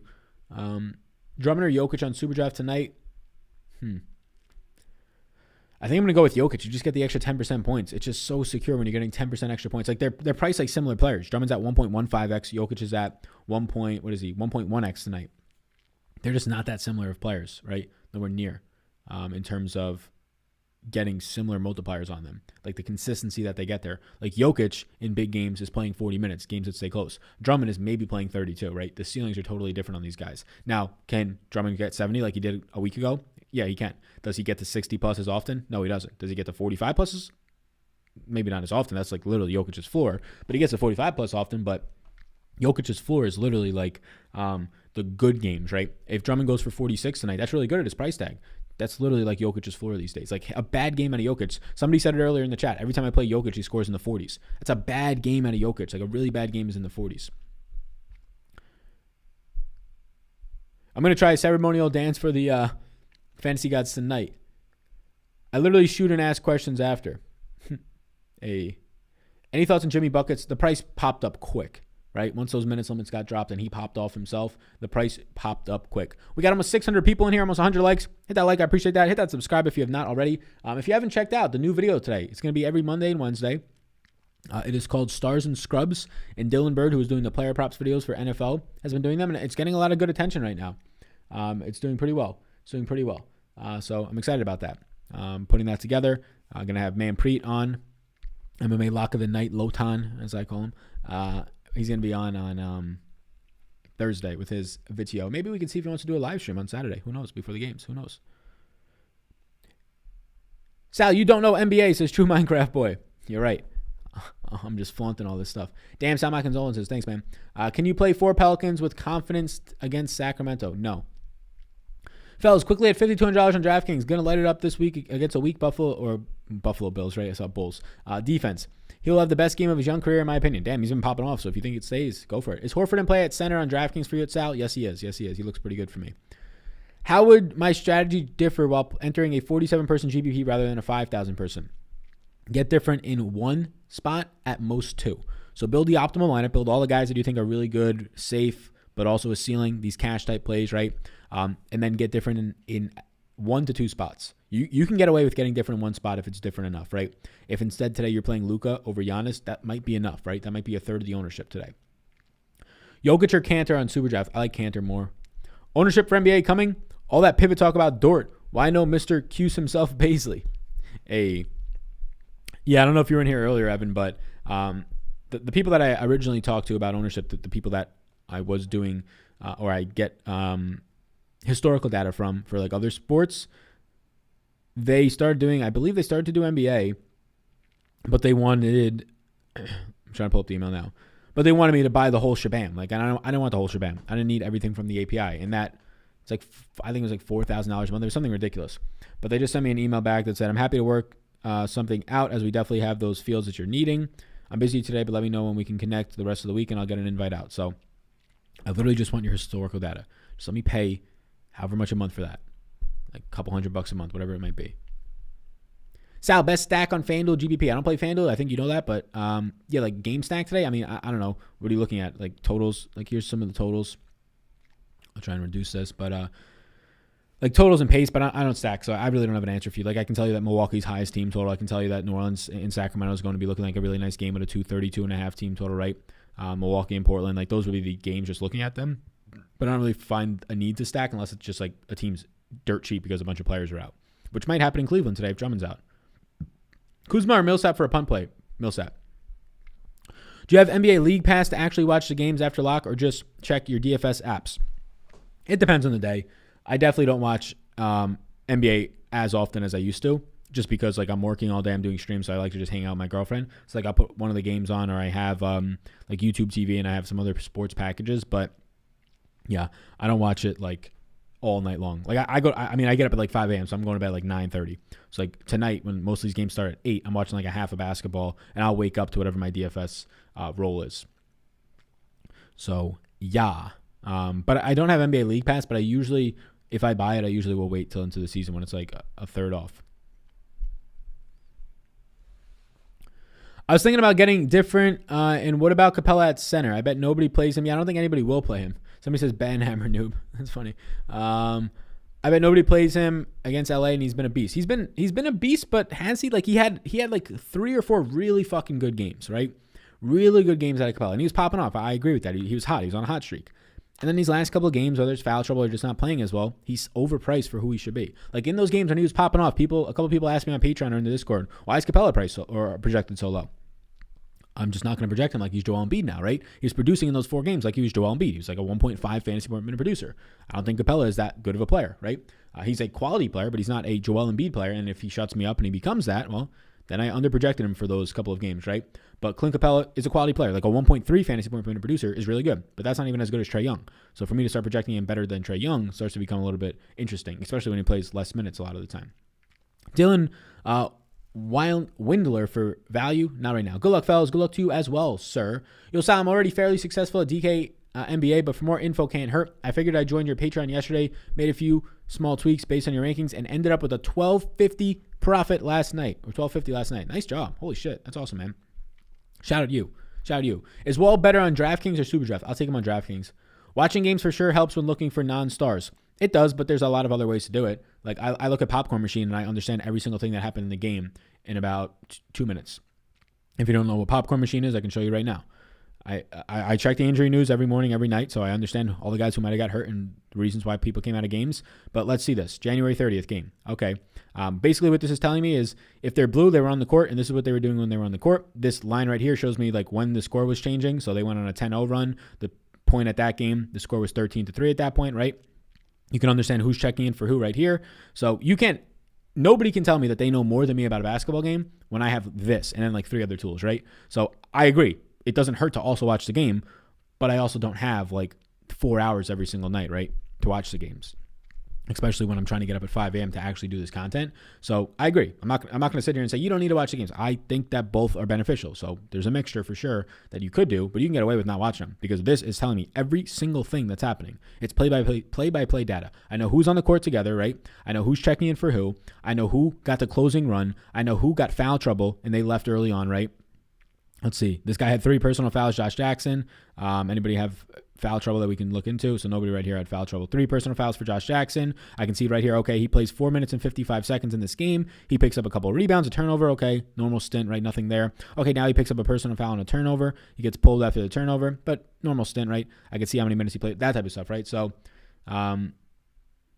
that's, and then you can look at some other stats for like on-off tools and stuff like that to understand how productive they've been on the season, but popcorn machine is fantastic. Yeah, without it, you wouldn't know what's going on in these games. You check the box score, and you don't really know how that's who's on the court together and stuff like that. Is Collins a good play but versus the Lakers? Not for me. Do you have NBA League Pass? Okay, yeah, so I answered that one. Should I be starting my build with John Wall? I don't think it's a bad option. I think it's fine. Maladon or Dort? I was going to say if Dort's ownership stays high, I would just pivot down to Maladon. So I'm trying to pivot away from Dort if he's going to stay this high. I think that Chetty Osman's going to pull some of that ownership down. Monty Morris already was. So Theo Maledon, not going to be that owned, but he just shot 8 of 9 from the field, 6 of 6 from three-point land, and now the price point comes up. So like Theo Maledon, if he got you 22 to 24 points today, you feel really good. But he's now priced at 4,300, so it's probably not winning you a GBP. It's not ruining you it, but he's not a difference maker in your lineup. Where I think Chetty Osman can score 35 and be a difference maker, right? Who's your highest owned play tonight? So it's going to be probably a combination. It's going to have to see what happens with Devin Booker, right? So projecting Devin Booker in right now means that I'm not getting Chris Paul, who would be one of my higher owned ones. So I'm getting a lot of SGA. I'm getting right now a decent amount of Halliburton, like a lot more than what the field probably ends up coming in on Halliburton tonight. So John Wall, I'm getting a good amount of. That's where I'm kind of at right now. I'm kind of split on a lot of this value. Chetty Osman, I'm getting a good amount of now. Giannis, I'm getting a good amount of, but he's kind of cutting in with, I'll be higher on the field than Luka. So some stuff. Any news on Drummond beyond the questionable tag? Nothing as of the last time I checked, which, let's see. We got over 640 people in here. I appreciate you all the time. How's your Mondays going? Let me know.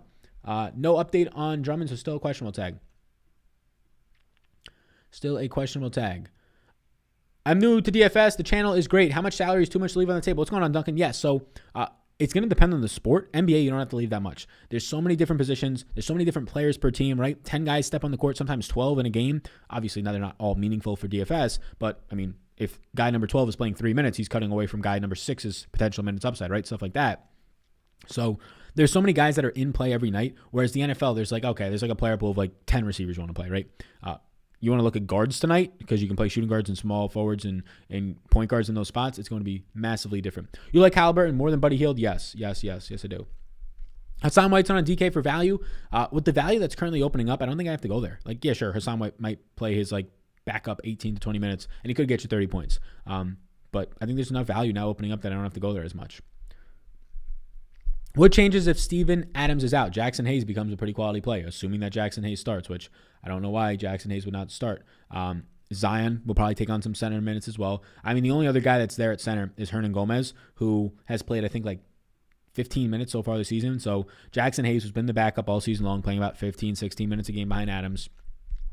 He would be a very good play at 4K. There would then be zero reason to ever play Hassan Whiteside when Jackson Hayes is going to like project out as a starter for like 25 plus minutes. What is the best center option in your opinion, not including Giannis? So I wouldn't even include Giannis in the center options. I know why you are, because he's center eligible, but he's power forward is where I would be putting him for more versatility in your lineup. The best center option, it's going to depend on how you want to start your lineup. Is it an expensive center? Is it a cheaper center? Like, where are you prioritizing your payups? I'm prioritizing my payups. Like, if you count Drummond as a payup, I guess I like him a good amount. My top centers and projections today right now are Drummond, Zeller, and Horford in that order. Horford's going to be low owned, so I think I'm going to be a little bit different by getting to Horford, but I like Drummond. Drummond's the best center today. Point per dollar wise, yeah, that remains true. Who's he going to face in Minnesota? Who is stopping Andre Drummond in Minnesota? You have to hope there's a blowout or he gets in foul trouble. Because if Drummond gets his even just 26 minutes, he could put up 52 points against this team, 2 fantasy points per minute. If Naz Reid is in, that's a terrible matchup for Naz Reid, right? Ed Davis is going to bang around for 15 minutes with Drummond. Okay, sure. Who else you got? Jared Vanderbilt, right? Jake Layman? Who's going to guard Drummond tonight? They don't have a single body out there that's capable. Ed Davis is going to be their best option, and that's probably not going to go over too well. If Drummond is out, is Darren Allen a good play? Yes. What's up, Sal? Hidden League of Legends this AM, so far so good. I like that. I wish I could play League of Legends. I wish. I guess I could, but there's just not enough energy, right? If I outsource some more stuff for work, if I didn't have to do like the NBA projections, the PGA projections, like the 3 videos, including the stream that I did today, and then actually have like a personal life, right? Go to the doctors, go get groceries, exercise, right? Don't want to become a potato. Then I would be playing League of Legends, right? When I got up at like 5 and watching it as I was doing it, I probably could still get away with it, right? Get away with it as if like I'm breaking the law. But yeah, I have a third screen that I rarely use because my laptop just can't support it for whatever reason. I'm sure there's some tech people that can help me out with that. I just always forget to call like Best Buy or the Geek Squad. But I could just have that on there. On that third stream. Jokic, pay up a must? No, not for me. I prefer Giannis, and I think I also prefer Luka if he's going to be low owned. Sal, my man, how are you doing, buddy? It's great when I catch you live, especially on the weekends. Brady, what's going on, man? So yeah, I assume you caught me live yesterday. It's great to catch you on the weekday as well. I'm doing well, man. How's your day going, boss man? No Jokic for you? I like Jokic. I just like Giannis more. And then if Luka's going to be coming in low owned today, there's just a lot of center options. Jokic is a quality play. He obviously just went the fuck off yesterday, and everybody's going to want to play him. Although they really don't. If I'm paying all the way up, it's Giannis. But Luka's going to be somewhat low owned. They give you more flexibility, Luka and Giannis, in terms of your lineup. You play Jokic, it's you're kind of mapping out a lineup not similar to everybody else that's playing Jokic, but if you want to get another center in, it's going to have to be a mid to low price. Now your value's at your guard position, right, and stuff like that.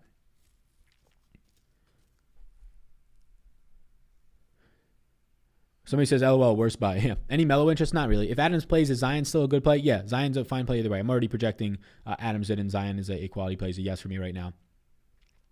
Hit that like button. Don't be a freeloader, says Josh. What's up, Josh? What's going on, boss man? Appreciate you. The new moderator in here, my man Josh. Up to 650 people in here. We just messing around. Got any recommendations? Forwards around $8,000 flat. Zion would be in that range. So let's talk about them. I'll pull up the projections right now on Patreon. I'll pull up the minutes for New Orleans right now because I'm currently projecting in Steven Adams, so you can see that on the screen. So let's talk about this. Let's answer my man's question. My man Grant had a question about $7,900 forwards. So Zion is probably my favorite option in that range. If you want to go down a little bit more, DeRozan at $7K, I probably like factoring in the price at a similar rate, but then that's all you really got there, right?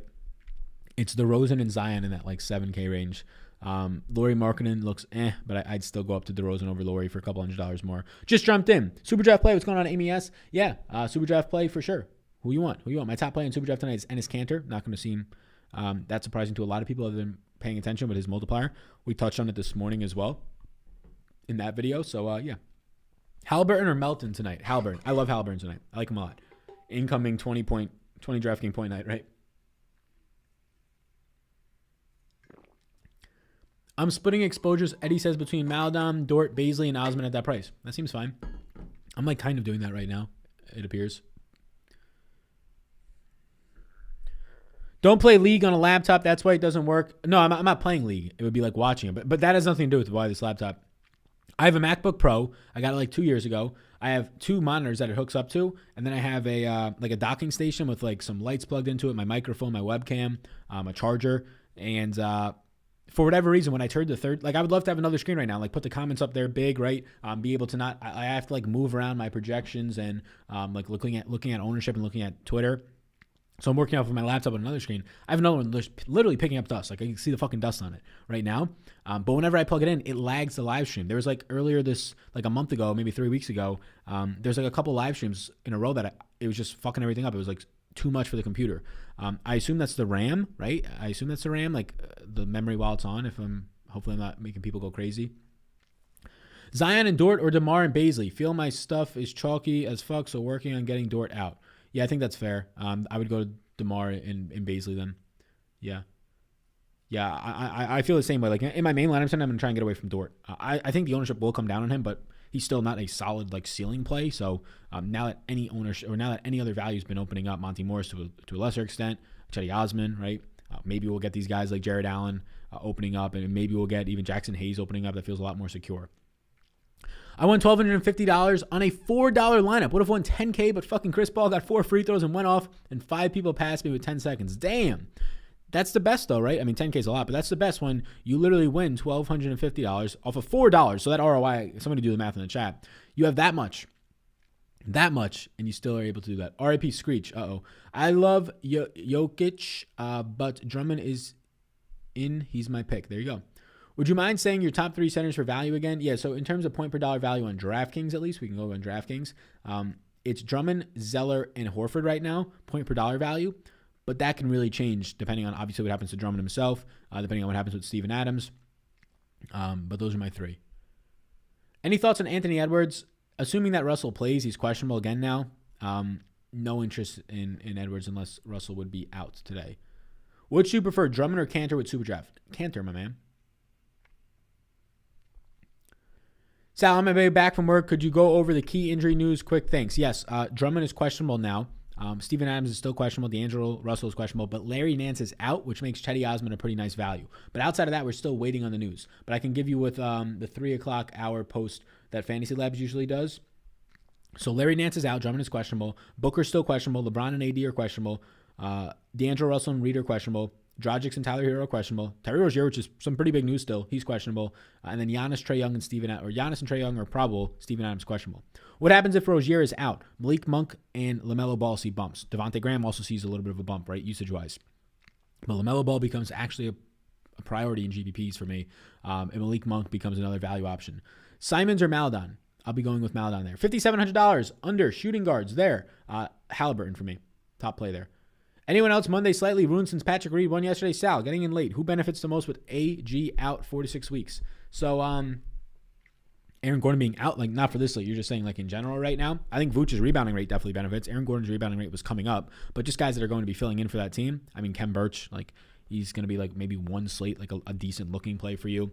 You have some other guys getting some sort of minutes, right? Like a James Ennis, and just they're going to have to start calling Gary Clark and like all these guys that you just don't like, right? Aaron Gordon was out earlier this year. It's just a bunch of guys nobody really likes to play, terrible players from a fantasy point per minute perspective. Is LaMelo Ball must play if Rozier is out, or do I go with Graham? I'd prefer LaMelo over Graham. Is he a must play? He's the next closest thing to a must play. He's a priority for me. Wood is my number 1 center. Best of luck. I think that's a pretty nice pivot play. I think Wood's not going to be on tonight. Work around Levine or SGA? SGA for me. Thoughts on Melton and his minutes? Yeah, I think Melton's an interesting play because he actually got, so let's pull a popcorn machine. He actually got the run, which was good to see, and he did something with them. So can he earn himself some more minutes? Injuries might have to factor a little bit into that, right? There might have to be a little bit of injuries factoring into that for him to, or at least you to securely trust that. The game got to like a 17-point blowout, so how much did that factor in? But Melton was playing minutes early on, right? So it's not like it was just the end of the game. Melton played, I think, 17 first half minutes. So, yes, he basically closed out, I believe it was like the final 9 minutes of the game, and that's when the game kind of blew out, but he was in for that. But he played 17 minutes in the first half. He did not start that game. He checked in, I believe, rather quickly for Kyle Anderson. So it's something to track. Kyle Anderson picked up 2 fouls, so that's something else to keep in mind. Kyle Anderson picked up 2 early fouls in that game, so Melton doesn't check in as quickly. Melton plays instead of 17 minutes, 12 minutes in the first half. So I'm not going to give Melton, what do you see in that game? 32 minutes, 32 and a half. I'm not giving him anywhere near that, right? I think that you probably see Melton more times than not playing a lot less minutes than that. So for me, GPPs, sure, but I think the foul trouble helped him get on the court a little bit quicker. I gave Melton 24 minutes tonight. That's in play in GPPs, yeah. $4,300, the price is up there compared to guys like Monty Morris and Chetty Osman in that range. But at 24 minutes, he's at least in play on this slate, yes. Do I love him tonight? Not really. Do you play Jock Market? Yes, they're a sponsor of the show. What's going on, Griffin? I was saying earlier that I wish I played more Jock Market because some nights I'm sitting here with one hand on my phone. I have it leaned up right here. I have a little stand, leaned up on the stand, and Jock Market closes it's going to open in 7 minutes and then close at 7:30. And I have to like update projections or update my lineups for DraftKings and Superdraft and stuff like that. And then I look down and all my shares are fucking gone. I can't tell you how many times, like it happens more times than not. It's kind of annoying. Sal, I'm good, man. Keep being straight to the point and real. No, not sugarcoating things and being honest. That's what separates you from the other creators. Thanks, man. I appreciate that. Yeah, I'm in this weird funk. I like to be honest and open with all of you. I'm in this weird funk when it comes to content. Like the NFL season's over, and that's like exciting, right? It's a lot of opportunities. I get to meet some people, businesses, and stuff like that because the NFL brings a lot of attention. So now it's the NBA and the PGA, which I really love the upside of the PGA. The upside for the PGA is massive. They just had last week or maybe this upcoming week, I think it is, the first betting stream that they're going to be having with their stuff. But I feel myself needing another creative outlet. So that's why I set up the new studio behind me. You'll be able to see it soon. I'm going to be trying to play around with some other types of content on Twitter. I'm obviously still going to be doing all this stuff, but there's some other creative outlet, whether it's collabing, whether it's a totally different area of like a podcast with a friend or something. I need something else like that because the routine is set now, right? It's an NBA video, it's an NBA stream, it's a PGA like once a week. It's monitoring all the business stuff, and it's doing the tools. That routine is set.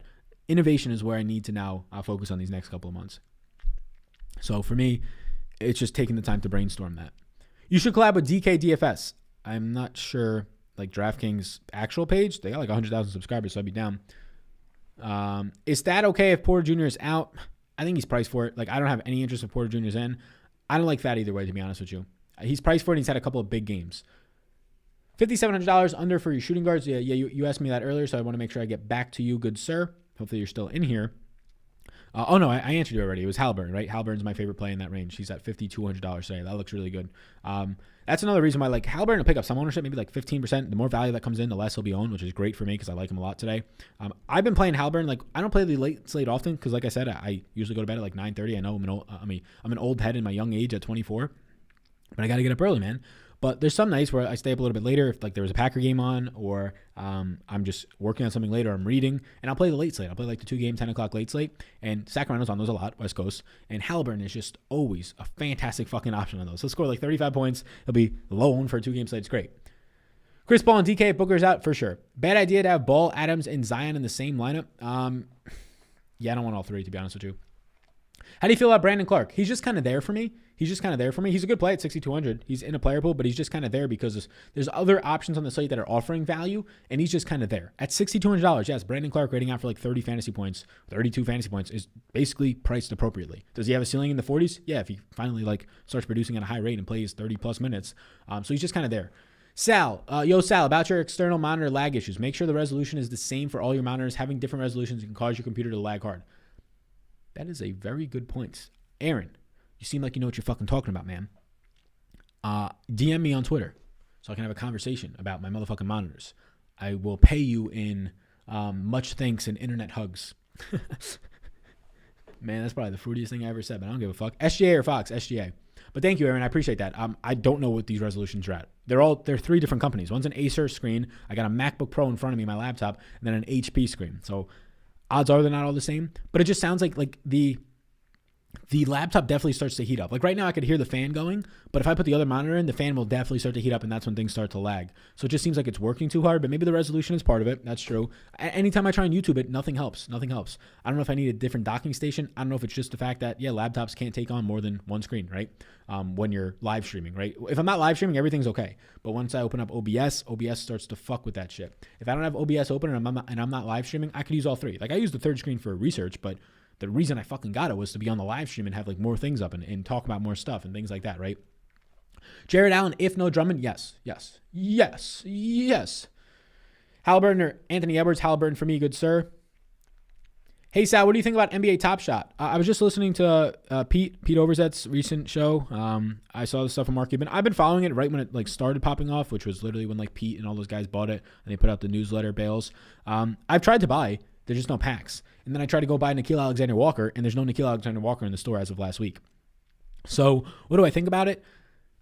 You're obviously investing in the hype of a product to an extent, but you're also investing in the infrastructure that the NBA has licensed it to them, and you're investing in the actual infrastructure of like the blockchain, right? So there's a lot of positives there. The NBA is invested.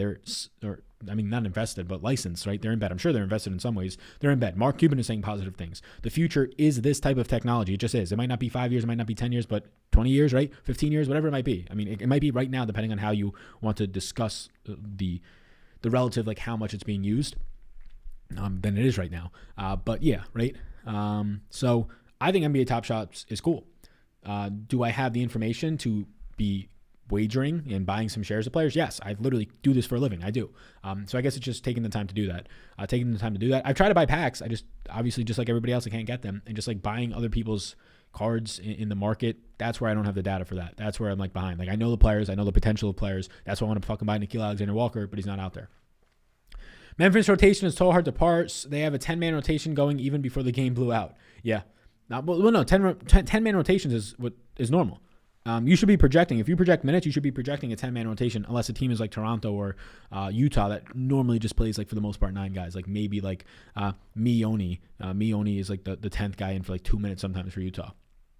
And exactly, Pedro, like me knowing that Mioni is the 10th guy in a rotation sometimes for 2 minutes for Utah is why I think I actually have a pretty decent information advantage if I can find the data side to that, to understanding, because there's a whole data side to it, right? Like understanding like who's going to pop off. Okay, maybe you get lucky, maybe it happens, or maybe you just know really good stuff. Like you do this for a living and you can understand, okay, you're going to make a profit short-term, long-term on this card. But how much profit? How much can you exploit from that? How often is this card selling for at what price in the market? Understanding how to pull all that data down, it's not something that I currently have a chance to do. Xavier Tillman or Barton tonight? I'll go with Barton, but pretty close, but I'll go with Barton. Jimmy Buckets or Bam? Buckets if I had to pick one. Reddish or Herter with Hunter out? Reddish. Halliburton or Trent Jr.? Halliburton. Halliburton's going to probably be the answer for like everything. Were you high on Dort or was he a fade for you? Dort right now is kind of a fade. Yeah, I've been trying to get away from Dort, and now that we have some other value, it's kind of easy to do so. A decent amount of other value, and it only seems like in the next 2.5 hours or 2 hours we're going to get even more.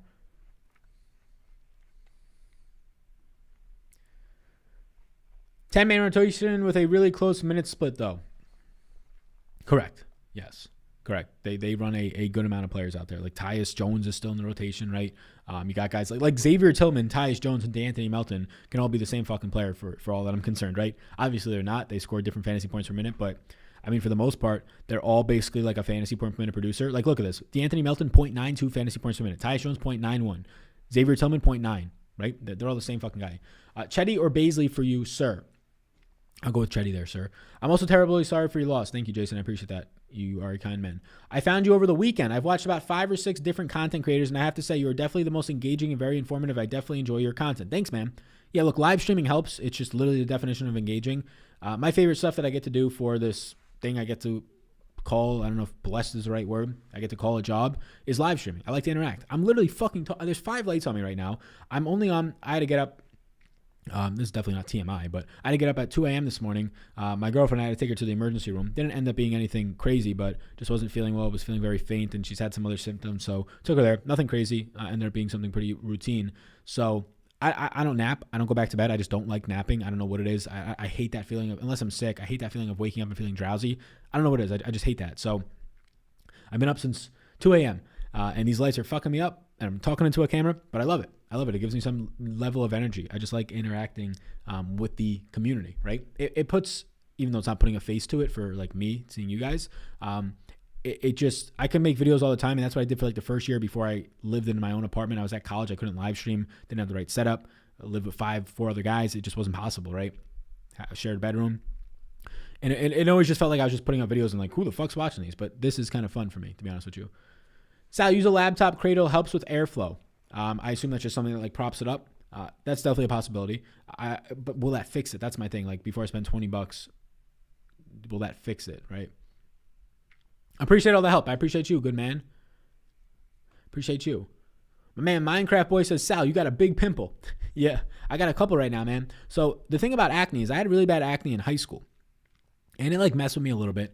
Then I graduated. I got like on some antibiotics, some creams, and it like basically all went away during college. And then my final year at college, like you could probably find some videos from like 3 years ago. The shit spiked up. Like I don't know, like uncalled for. Nothing changed in my diet. I was like working out more than I ever have. Like nothing changed, right? But it spiked up out of nowhere. So I went on Accutane. That killed it in like 3 or 4 months. It was great.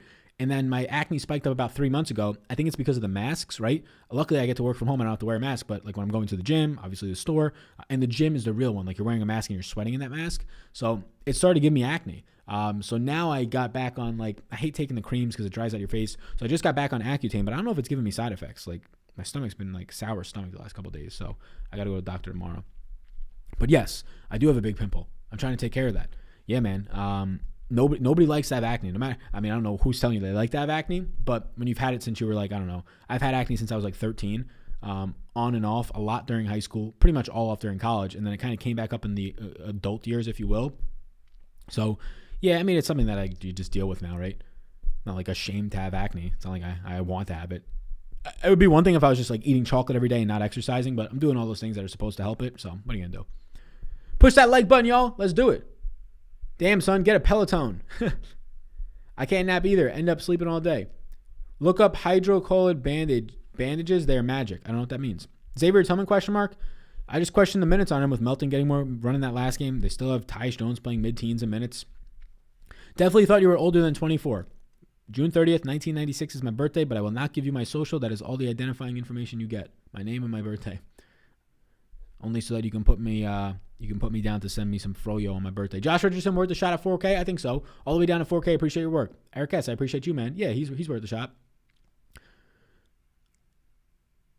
Everyone is talking up Nadar at 3,800, but I'm not feeling it. I have no interest. I don't watch other content. I watched Dylan's video today because he put it on my channel, and his first one, and it was good. Shout out Dylan.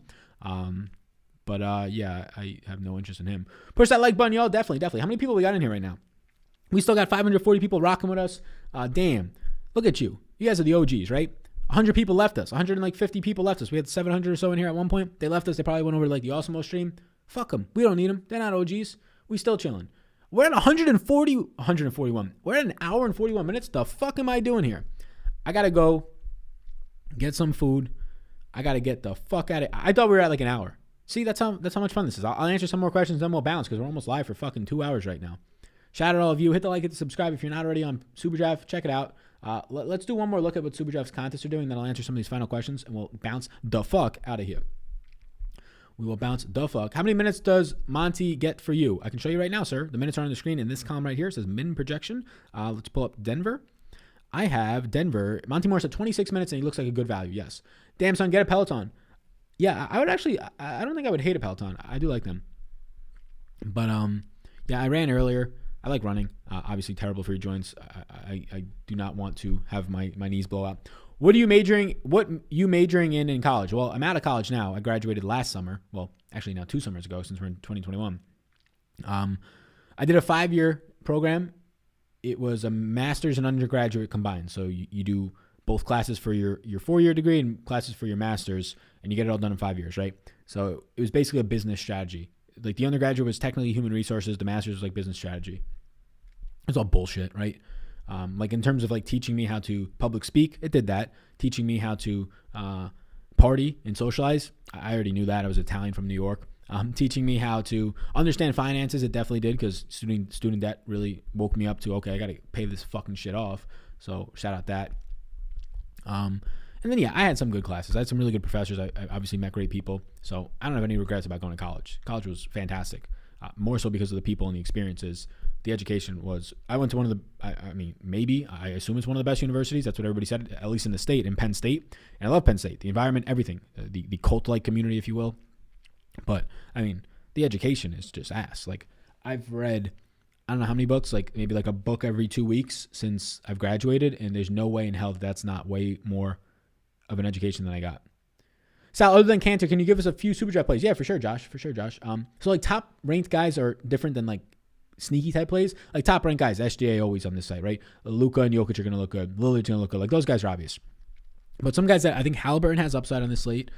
I think guys like Colin Sexton and Oladipo are interesting on Super Draft because of where their multipliers are and where they lied tonight. So I think there's some interesting options. I think Horford, if he can hit his ceiling at 1.65x, is interesting. But Halliburton has a 1.9x multiplier. I like that. Not cheap. Don't get paid for any recommendations, but zero regrets. Great. Yeah. Yep. Sal, other than Cant. All right, so we get into that. Barrett or Alexander Walker? Barton. I don't know. I said Barrett. Nittany Lions. Yeah, shout out. This is definitely better than Awesemo's stream. They have a tendency to degrade their members. High horse mentality. Yeah, I like Awesemo. I have nothing bad to say about the Awesemo guys. They're fantastic people. They're fantastic people over there. How I feel about Anthony Edwards, not really interested unless Russell gets ruled out. Barton or Alexander Walker? Barton. All right, guys, I think I'm going to bounce. Appreciate you. Thank you for tuning in. I don't know why I just went for an hour and 50 minutes, but we were having a good time, so why not? Like and subscribe before you go. The people that are remaining in here, shout out to you. You all rock. Be sure to be playing in Super Draft tonight. If you want to sign up for Patreon, early on, first of the month, no better time to do it right now. I'll put the link in for Patreon. You want to use the code SAL on Super Draft. We might as well tell you where we're at right now at Super Draft, right? So as people are walking out the door, we shall tell you quickly. Super Draft right now, we have 8 games slate is only 14. No, this can't be right. Only 14. Oh, yeah, I guess it's 2 hours and 20 minutes. So 1,400 people or so. So thank you for tuning in. I appreciate you all a ton, and I'll see you all in the next one tomorrow morning. Content. Peace out.